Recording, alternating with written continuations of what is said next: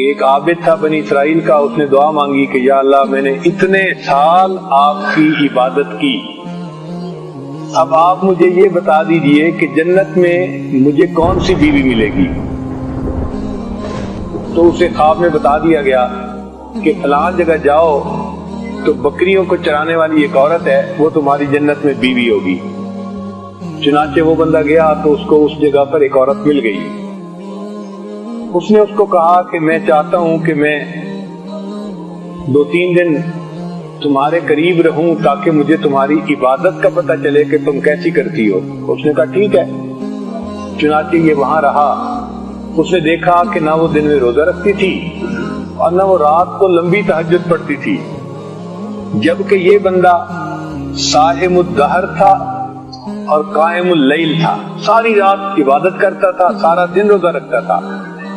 تو جب 2-3 دن اس نے دیکھا کہ بھئی اس کی تو عبادت کچھ بھی نہیں ہے میرے مقابلے میں، اس کو بڑی حیرت ہوئی کہ بھئی اتنی میں عبادت کرتا ہوں اور سالوں سے کر رہا ہوں، اور میرے درجے میں یہ عورت پہنچے گی اور میری بیوی بنے گی کہ جو ساری رات آرام سے سوتی ہے اور سارا دن جو ہے اپنے کام میں لگی رہتی ہے اور روزہ بھی نہیں رکھتی سوائے فرض روزوں کے۔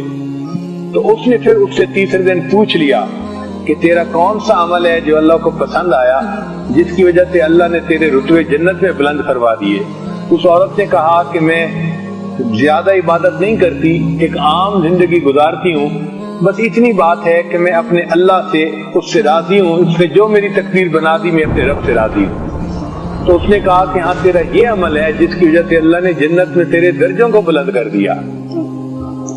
تو عبادت کیے بغیر جنت میں درجے بلند ہوں گے اس عمل پر کہ انسان اللہ سے راضی ہے، کہ ہم اپنی تقدیر پہ راضی ہوں اور یہ صرف زبان کے الفاظ نہ ہوں، یہ دل کی کیفیت ہو، دل میں خوشی ہو کہ اللہ ہمارے رب ہیں، نبی اسلام ہمارے پیغمبر اسلام ہے اور دین اسلام ہمارا دین ہے، اور اللہ نے ہمیں جس حال میں رکھا ہوا ہے یہ بہترین حال ہے۔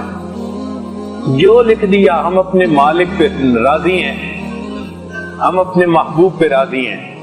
جیسے امام ربانی مجدد نے ہم نے فرمایا کہ جب محبوب سے محبت ہوتی ہے تو جو کام محبوب کرے اس سے بھی محبت ہوتی ہے۔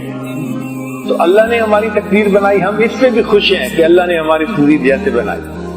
اللہ تعالی ہمیں مقام رضا عطا فرمائے۔